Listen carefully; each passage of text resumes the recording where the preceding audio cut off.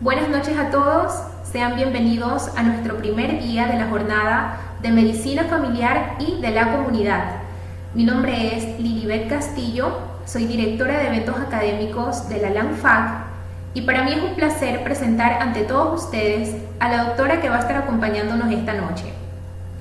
La doctora Liz Vanessa Vega, ella es médico cirujana, graduada en la Universidad Privada del Este, Presidente Franco. También es especialista en medicina familiar y comunitaria por la Universidad Centro Médico Bautista de Asunción. Es especialista en didáctica universitaria por la Universidad Nacional de Asunción. También es licenciada en enfermería por la UNA. Estudió también en la Universidad Nacional de Asunción, donde obtuvo su título como docente universitaria y actualmente se encuentra cursando la especialización en reumatología y es docente en la UPCDE. Doctora, buenas noches, puede continuar. Buenas, espero que estén muy bien todos y todas. Bueno, vamos a dar inicio a esta charla. Vamos a empezar con una introducción a la medicina familiar, ¿sí? La medicina familiar es una especialidad médica. Ella es una especialidad efectora de la atención primaria en la salud, ¿sí? Además de brindar atención al individuo, también brinda a la familia, ¿sí? No solamente se centra en la familia, sino toda en una comunidad, ¿sí? Entonces, hoy en día sabemos que la medicina familiar, esta especialidad, es muy requerida. Además de eso, sabemos también que es muy necesario. Hoy en día es más necesario más que nunca la atención primaria en la salud, en el cuidado de la salud, ¿sí? Entonces, tenemos aquí el concepto, ¿verdad?, de la medicina familiar, que viene a ser una especialidad efectora de la atención primaria de salud, y su propósito y unidad funcional es el mantenimiento y resolución de los problemas de salud frecuentes primarios en los individuos en sí, ¿sí? Como así también está vinculada en la necesidad de la población, y dentro de la población hablamos de las familias y las comunidades, ¿sí? Entonces, cuando hablamos principalmente también de la práctica de la medicina familiar, generalmente muchas veces requiere de cambios de paradigma, ¿verdad? ¿Sí? No solamente paradigma, sino también en el aspecto biopsicosocial, ¿sí? Para poder sostener todos estos pilares de atención primaria en la salud. Tenemos los principios de la medicina familiar, ¿sí? Es uno de los principios principales, que ella es especializado en el paciente, ¿sí? Entonces, ella se centra en el individuo. Cuando hablamos que ella es especializada en el paciente, generalmente abarca al individuo no solamente la parte física, sino también la parte, los otros aspectos, ¿verdad?, que conforma ese individuo, ¿sí? Entonces hablamos del aspecto social, la parte emocional, ¿sí? La parte psíquica, ¿sí? Incluso la parte espiritual, o sea, sería en forma integral, ¿sí? No solamente se centra en la enfermedad, ¿sí?, en lo físico, en lo que se pueda ver, sino en todos los aspectos de la salud física, mental y espiritual, ¿sí? Tiene un contexto, eso sería dentro de los contextos. Como tenemos uno de los principios, ¿verdad?, de la medicina familiar, viene a ser el bienestar, ¿verdad?, el bienestar del individuo, como así también no solamente que se sostenga esa salud en todos esos conceptos, se hace a través de la atención primaria en salud. Esa atención primaria en salud generalmente se hace a través de una promoción y de una prevención de la salud, ¿sí? Cuando hablamos de promoción, hablamos de educación, que vendría a ser este principio, ¿verdad? La educación, que vendría a ser dar a conocer a los individuos sobre ciertos cuidados, sobre sus recursos, ¿sí?, sobre su tratamiento. Entonces, es promover, ¿está bien? Y la prevención, que vendría a ser ya las acciones, ¿verdad? Cuando hablamos de prevención ya vendría a ser las acciones, como hacer una charla educativa, las reuniones familiares, los grupos, ¿sí? La vacunación. Entonces, eso vendría a ser también uno de los principios de la medicina familiar. También se centran en la población de riesgo. Generalmente cuando hablamos de población de riesgo hablamos, ¿verdad?, de los niños, ¿sí? Y hablamos de la edad avanzada, ¿verdad?, generalmente mayor de los 60 años, ¿sí? Muchas veces uno quiere catalogar a la población de riesgo solamente a los que son, ¿verdad?, que están los niños y los adolescentes. En este caso los niños, adolescentes, ¿verdad?, adulto, vejez, ¿sí? La medicina familiar generalmente se centra en todos esos ciclos, ¿sí?, familiares, todos esos ciclos familiares e individuales, ¿sí? Pero lo principal sería hacer, ¿verdad?, un seguimiento de esa población de riesgo, porque uno de los contextos, uno de los principios principales viene a ser la educación y la promoción, ¿verdad? La accesibilidad y la disponibilidad, ¿sí? Entonces, generalmente que sea accesible a todos los individuos de esa comunidad, y también la disponibilidad, ¿sí? Entonces, la disponibilidad se entiende, ¿verdad?, cuando tiene que haber la atención médica, ¿verdad? Entonces, y la compatibilización con el paciente, ¿verdad? ¿Sí? O sea, tiene que haber esa compatibilización, esa relación médico, ¿verdad?, paciente. O sea, uno tiene que ir ganando la confianza, porque incluso hay diferentes tipos, ¿verdad?, de personalidades, ¿sí? Algunos son más cerrados, entonces generalmente los paraguayos, ¿verdad?, somos un poco más cerrados, más tímidos, sí, no, generalmente son la respuesta. Entonces, tratar, ¿verdad?, con esos pacientes y ganar la confianza, ¿verdad? ¿Sí? Y el manejo de los recursos, que vendría a ser los recursos, no solamente se refiere a recursos materiales, sino también a los recursos humanos, ¿sí? Entonces, eso vendría a ser los principios de la medicina familiar. Como dijimos que la medicina familiar es una efectora. ¿Qué significa que sea efectora? Que la especialidad de la medicina familiar se ejerce a través de la atención primaria en salud, ¿sí? Entonces, ella es su principal efectora, ¿sí? Entonces, vamos a conocer un poco lo que es APS, ¿verdad? Entonces, ¿qué es lo que es la APS? Entonces, es el cuidado esencial de la salud, y ella está basada en métodos prácticos, científicamente sólidos y socialmente aceptables, ¿sí? Tecnológicamente universal, ¿sí? Y es accesible a todos los individuos y a la familia de la comunidad, ¿sí?, con participación total y costo accesible, que esto también es súper importante, ¿verdad? El costo debe ser accesible a todos los individuos, ¿sí? Generalmente tiene que ser gratuito, ¿verdad? Pero para que el Estado pueda ejercer lo que es la APS, requiere de bastante inversión, ¿sí? Y debe ser una estrategia intersectorial, ¿verdad? Tiene que haber comunicación con los otros sectores, ¿sí? Que generalmente hay patologías de mayor complejidad, ¿sí?, que requiere de un centro más complejo, ¿sí?, no solamente en la parte de infraestructura, sino también en la parte de los recursos humanos, ¿sí? Entonces, por eso debe ser una estrategia también intersectorial, ¿sí?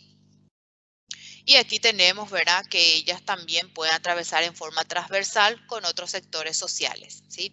¿En qué sentido con otros sectores sociales dentro de la comunidad, ¿sí? Como la escuela, la vivienda, la iglesia, ¿sí? Todo lo que sea grupo social también debe haber una relación, una comunicación, ¿verdad?, entre esos miembros, ¿está bien? Bueno. Entonces aquí tenemos de forma más resumida todo lo que dijimos anteriormente, ¿verdad? Entonces, atención primaria en salud es cuidado esencial de la salud, ¿sí? La medicina familiar se ejerce a través de la APS, ¿sí? Con métodos prácticos, solidez científica, son socialmente aceptables y también deben ser accesibles, ¿verdad? Accesible, debe haber una participación de todos los individuos de esa comunidad y el costo también, por supuesto, que también deben ser accesibles, ¿sí? Aquí tenemos para el funcionamiento adecuado, ¿verdad? Un funcionamiento eficiente de un sistema de salud. Sabemos que la organización, ¿verdad?, de la salud se va, digamos, organizando en niveles, ¿sí? Entonces ahí tenemos la organización de los niveles de salud que van a ser primaria, secundaria y terciaria, ¿sí? Realmente cuando hablamos de primario, ¿verdad?, va a ser donde inicia nuestro primer contacto y va a depender muchísimo de la accesibilidad, de la continuidad y de la longitudinalidad, ¿sí? Generalmente cuando hablamos de estos niveles y hablamos en la especialidad de medicina familiar, nuestra atención no termina o no se limita solamente en una atención primaria, o cuando se resuelve ciertas patologías y ya termina, sino es más bien en forma continua, ¿verdad? Siempre va siguiendo esos cuidados, ¿sí? Entonces, no es que, por ejemplo, viene una paciente con una faringitis o con una amigdalitis, ¿verdad? Entonces, se hace el diagnóstico, se hace el tratamiento adecuado, oportuno, ¿sí? Que tiene que tener toda esa solidez científica, ¿verdad? Y luego a esa paciente siempre nosotros tenemos que ir siguiendo, ¿verdad? Siguiendo en el sentido de los controles periódicos, tiene que haber controles periódicos. Por eso la medicina familiar no termina cuando el paciente se resuelve una afección física. Eso es lo que es una de las características de la medicina familiar, es más humanista, ¿sí? Es secundario, ¿verdad? La atención secundaria, ya hablamos ya de atención de especialidades, procedimientos diagnósticos terapéuticos e internación. Y el terciario sabemos que ya es más de alta complejidad, y cuando hablamos aquí en Paraguay sabemos que somos un país centralizado, ¿verdad? Todo lo que tengan patologías de mayor complejidad y requieran ser hospitalizados con alta complejidad, de infraestructura y también de personales, ¿verdad? Entonces todo se deriva a Asunción, ¿sí? Entonces, con eso también tendríamos que también luchar, ¿verdad? ¿Sí? Para descentralizar. Y nuestra calidad de atención va a depender, no solamente cuando hablamos de calidad, hablamos que el médico tiene que tener un conocimiento científico, ¿verdad? Sólidamente aceptable, ¿sí? Entonces, todo tiene que estar fundamentado, ¿verdad? No se debe ¿cómo les voy a decir? No se debe ejercer, ¿verdad?, un tratamiento o una acción, ¿verdad?, que no esté comprobado científicamente. O sea, tiene que haber una calidad. Lo que le agregaríamos a esta calidad de atención, que también debe ser calidez, ¿verdad? O sea, la atención en medicina familiar se caracteriza por ser de calidad y de calidez. De calidez hablamos cuando existe, ¿verdad?, la empatía. Entonces, cuando el médico es empático, se pone en el lugar de su paciente, ¿verdad? Como a mí me gustaría que me traten, como me gustaría que le traten a mi mamá, a mi papá, a mis hermanos, a mis hijos. Entonces, eso sería la calidez, ¿sí?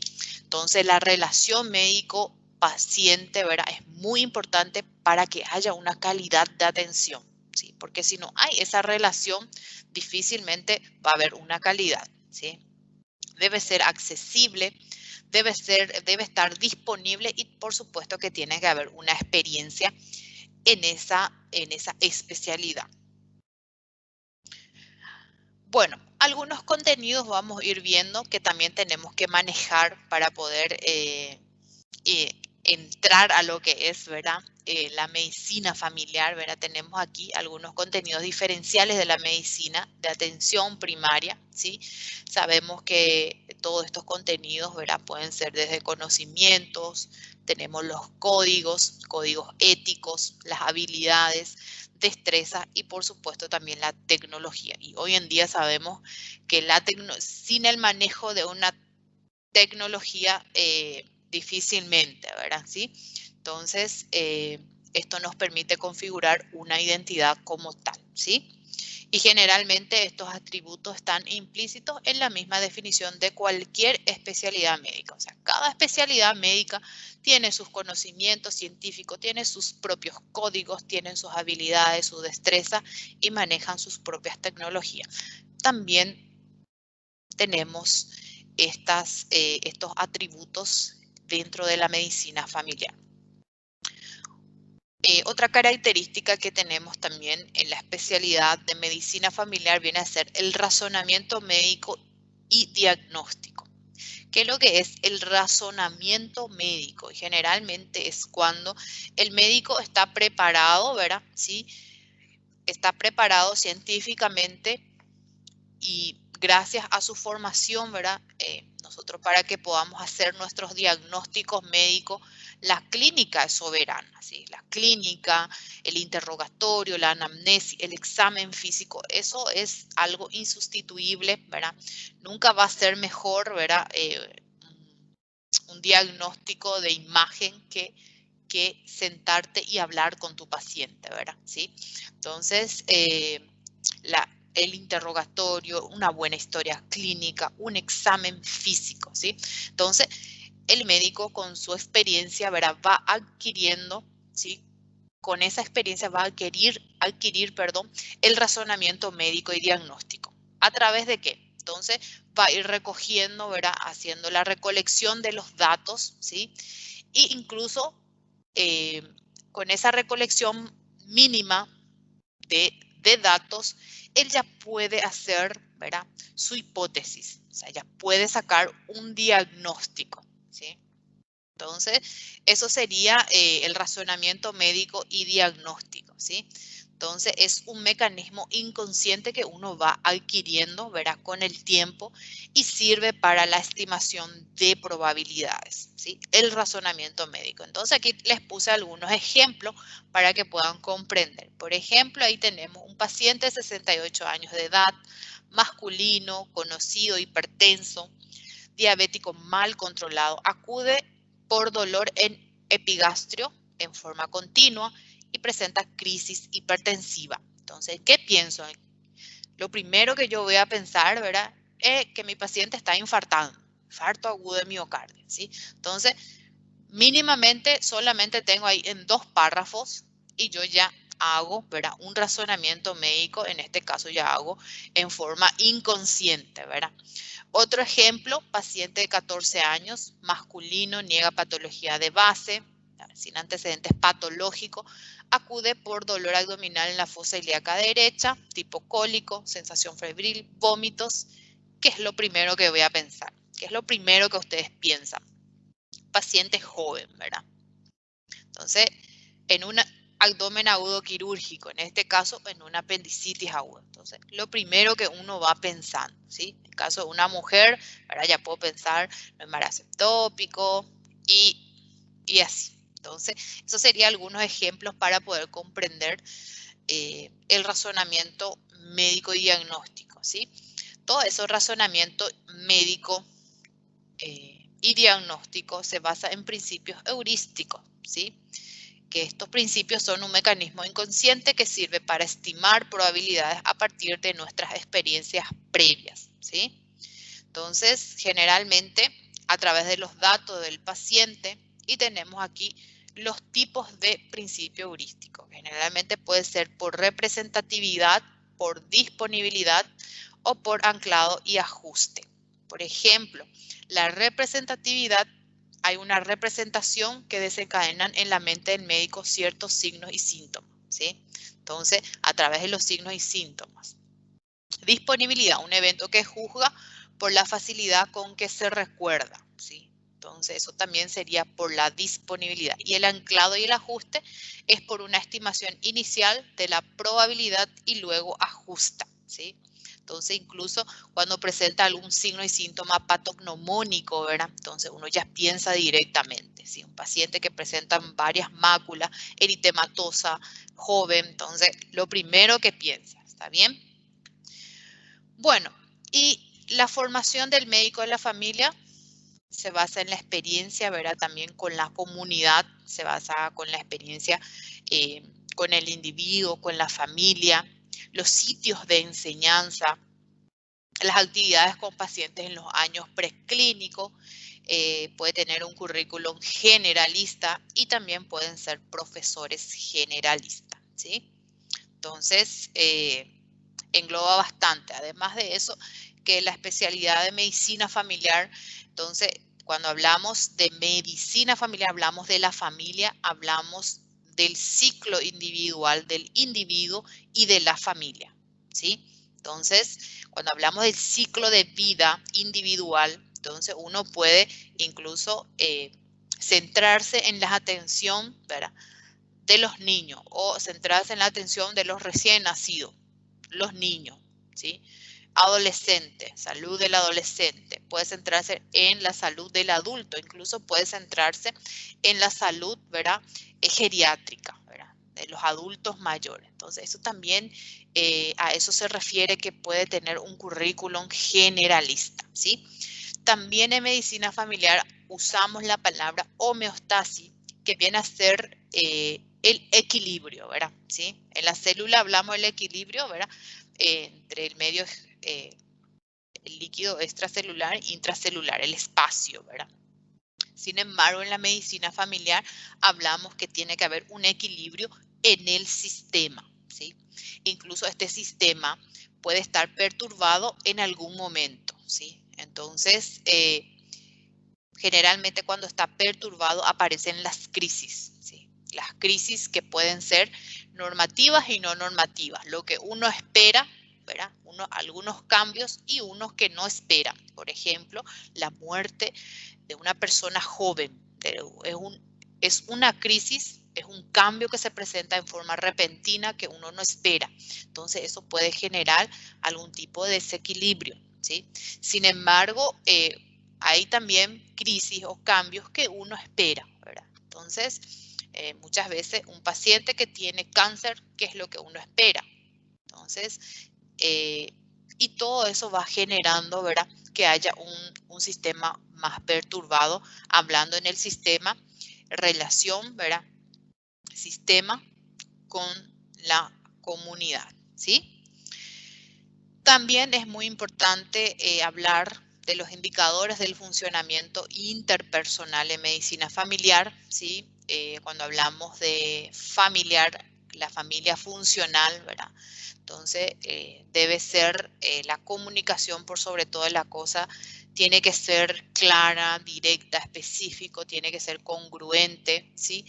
Cuando generalmente se altera estas comunicaciones, hablamos de una familia disfuncional, ¿verdad? Sí, generalmente cuando hablamos de una familia disfuncional, hablamos de una comunicación, ¿verdad?, no clara, no directa, no específica, e incluso tiende a ser, como nos dice aquí, oscura, ¿sí?, inespecífica, incongruente, ¿sí? Entonces, la comunicación por sobre todas las cosas, ¿verdad?, para que haya y sirve como un indicador funcional, ¿sí? Bueno, otro aspecto también a tener en cuenta es el ambiente emocional, ¿sí? Va a depender muchísimo del tipo y la expresión de los sentimientos, ¿verdad? Incluso muchas veces este ambiente emocional no requiere tanto muchas veces de una comunicación verbal, ¿sí? Muchas veces una expresión no verbal dice más que 1000 palabras, ¿verdad? Entonces, practicar siempre la empatía, ¿verdad? Entonces, incluso un paciente, ustedes, en medicina familiar, tiene que haber también esa característica, ¿verdad? Entonces le pregunta, ¿cómo estás? Y te puede decir bien, pero su expresión no dice bien, ¿verdad? ¿Sí? Y pueden aparecer muchos tipos, ¿verdad?, de situaciones que puedan alterar el ambiente emocional, ¿sí? Entonces, eso sería, ¿verdad?, el ambiente emocional. Bien. Y aquí tenemos clases de intereses afectivos en la familia, ¿verdad? Entonces tenemos varios tipos de la familia que también eso estudiamos dentro de la medicina familiar y tenemos algunas de ellas aquí para poder tener conocimiento, ¿verdad? Tenemos familias que tienen un interés afectivo indiferente, ¿verdad? Tiene una afectividad baja, no tolera la intimidad, son inseguros, tienen baja autoestima. Incluso hay familias interesados sin sentimiento, ¿sí? Narcisista, ¿verdad? Egoístas, amalgama, ¿sí? O fusionada, que generalmente son fronteras difusas, ¿sí? Y luego tenemos la empática, ¿sí? Entonces, si encontramos, ¿verdad? Clases afectivas, empática, generalmente todo se va dando mejor, ¿verdad? ¿Sí? En nuestra relación. Y como justamente le estaba diciendo, en la medicina familiar también se estudia el ciclo vital, ¿sí? Se estudia el ciclo vital individual y se estudia el ciclo vital de la familia. Por ejemplo, el ciclo vital individual, ¿verdad? Entonces, recién nacido, ¿verdad? Entonces, de 0 hasta los 30 días, hasta los 1 mes, ¿sí? Después, lactante menor, ¿sí? Luego, lactante mayor. Eso sería un ciclo individual, ¿sí? Luego está el ciclo familiar, ¿verdad? Por ejemplo, ciclo familiar, parejas sin hijos, ¿sí? Luego nace el primer hijo, pareja con su primer hijo, incluso puede haber parejas, ¿verdad?, que tienen, ¿cómo les voy a decir?, algunas crisis, ¿sí? O algunas separaciones, ¿sí? Entonces, ¿por qué es importante conocer los ciclos vitales y familiares para poder identificar las crisis, ¿verdad? En este caso, los cambios que puedan ir presentándose. Y en medicina familiar ayuda bastante porque uno, cuando identifica a su familia, ¿verdad?, ya espera, ¿sí? Entonces, ¿qué es lo que yo voy a esperar en esta familia, ¿sí? Y para estar preparados, ¿verdad? Entonces, ¿y en qué tengo que trabajar? Por ejemplo, ¿en qué yo voy a enfocar? Voy a enfocarme en la prevención, en la promoción, ¿sí? Y muy importante también, porque el conocimiento del ciclo vital individual y familiar en medicina familiar es porque el protagonista principal viene a ser el individuo. Sí, el individuo viene a ser el protagonista principal, no el médico. El mérito, en medicina familiar, cuando hablamos de mérito, ¿quién es el que lleva el mérito? Y siempre va a ser el individuo, no el médico, ¿sí? Entonces, incluso ellos son los protagonistas, ¿sí?, de su tratamiento, ¿verdad? De tratamiento o de alguna situación que se van presentando. El individuo es el protagonista, ¿sí? Bueno, entonces eso es lo que va explicando aquí, ¿verdad? La mayoría de las familias recorre una secuencia más o menos ordenada de sucesos previsibles, ¿verdad? ¿Sí? Es necesario que la familia resuelva de una manera satisfactoria una etapa para poder ingresar a la siguiente con buenas posibilidades de éxito. Por ejemplo, una pareja con hijos adolescentes, ¿verdad? Sabemos que la adolescencia viene, ¿verdad?, con muchas crisis, ¿verdad? ¿Sí? Con crisis normativas y no normativas, ¿sí? Y todo desarrollo familiar incluye pérdida y adquisiciones de algunas pautas de relación, ¿sí? Eso sería por aumento, disminución, ¿verdad?, de sus miembros, por ejemplo, pacientes, perdón, familiares que empiezan a emaciarse, cuando empiezan a salir de la casa, ¿sí? Entonces, por eso es importante el conocimiento de los ciclos. Y los signos de alarmas, tenemos varios signos de alarma. Todo el conocimiento, ¿verdad?, de estos ciclos nos ayuda a identificar los signos de alarma. Por ejemplo, exclusión del hogar del enfermo, el divorcio, por ejemplo, síntomas funcionales en algunos pacientes de los miembros, ¿sí?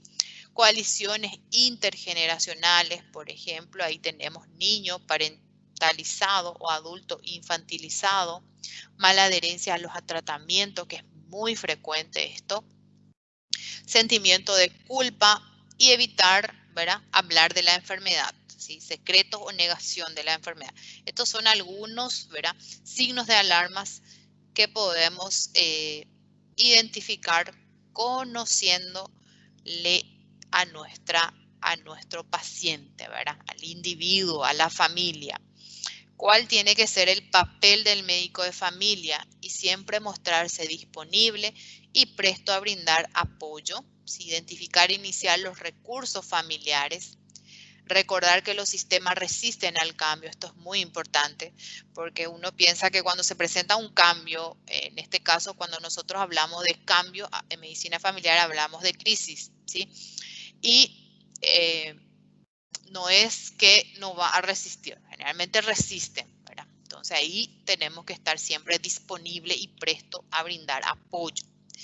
La función del médico es ser catalizador del cambio y no vanagloriarse de que gracias a él las cosas van mejor. Entonces esto de medicina familiar no es compatible esto con medicina familiar cuando se dice, fue gracias a mí, fue gracias a mi tratamiento. Entonces, el principal mérito le pertenece a la familia, ¿sí? Y el verdadero éxito es que la familia esté mejor y que nos quieran, ¿verdad? Y no que nos quieran, ¿verdad? No es, por ejemplo, no les voy a decir porque no me va a querer. No, eso no es tampoco el objetivo de la medicina familiar. Entonces, ahí están algunos de los papeles del médico de la familia, ¿sí? Entonces, aquí también, cuanto más útil es el médico, más inútil es la familia o el paciente, ¿sí? Entonces, no puede valerse. Entonces, nuestra misión es promover la autonomía de la familia. Tenemos que expresar con claridad la preocupación, ¿verdad?, por ser tan necesario en la vida de la familia. Tenemos que mostrarnos interesados por los logros, ¿sí? Entonces, cuando cumplió bien su tratamiento, felicitarlo, ¿sí? Y siempre, ¿verdad?, aclararle a nuestros pacientes que son posibles gracias a ellos y que no fue gracias a mí, sino él se lleva el mérito siempre. Él es el protagonista. Y el médico de familia es un supervisor de la salud del individuo, de la familia y de la comunidad, ¿sí? ¿Hasta dónde yo debo involucrarme con la familia? Y tenemos 4 niveles cómo yo me puedo involucrar con la familia, ¿sí? En primer nivel, la familia es vista como un recurso terapéutico por razones prácticas o médico-legales. En el segundo nivel, facilitar la comunicación diagnóstica y, por supuesto, el tratamiento a la familia. Y esto es muy importante en el segundo nivel, ¿verdad? La meta tiene que ser comprometerse y comprometer, ¿sí? Comprometer. Tercer nivel implica conocimiento sobre el desarrollo familiar normal y sus habituales, ¿verdad?, reacciones al estrés, ¿sí? En el cuarto nivel, ¿verdad?, vendría a ser ya la parte de evaluación a la familia, ¿sí? Entonces, generalmente estos serían los 4 niveles para involucrarse con la familia. Bueno, entonces hasta aquí llegamos con la introducción de medicina familiar. Muchas gracias.